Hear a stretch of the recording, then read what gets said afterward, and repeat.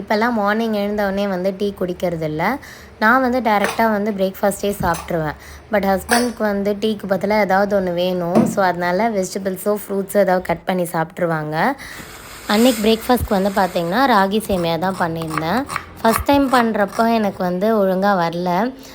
அதுக்கப்புறம் இன்ஸ்ட்ரக்ஷன்ஸ்லாம் படிச்சுட்டு வந்து அதே மாதிரி ஃபாலோ பண்ணும்போது கரெக்டாக உதிரி உதிரியாக வந்திருந்தது. ஃபஸ்ட்டு சேமியா வந்து தண்ணியில் போட்டு ஒரு 3 மினிட்ஸ் ஊற வச்சு எடுத்துக்கணும். கரெக்டாக 3 மினிட்ஸ் தான் விடணும்.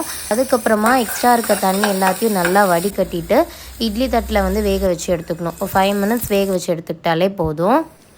5 மினிட்ஸ்க்கு அப்புறம் இட்லி தட்டை எடுத்து வெளியே வச்சுட்டு அப்படியே நல்லா ஆற விட்டுறணும். அதுக்கப்புறம் நம்ம யூஸ்வலாக வந்து சேமியா எப்படி தாளிப்போமோ எல்லா ஐட்டம்ஸும் போட்டு தாளிச்சிட்டு இந்த உதுத்த சேமியா வந்து ஆட் பண்ணி ஒரு 2 மினிட்ஸ் வந்து மிக்ஸ் பண்ணிடணும். நான் இந்த டைம் வந்து தக்காளி ஆட் பண்ணி செஞ்சுருந்தேன். யூஸ்வலாக லெமன் ஆட் பண்ணுவேன். அதோட டேஸ்ட் வந்து இன்னும் நல்லாயிருக்கும்.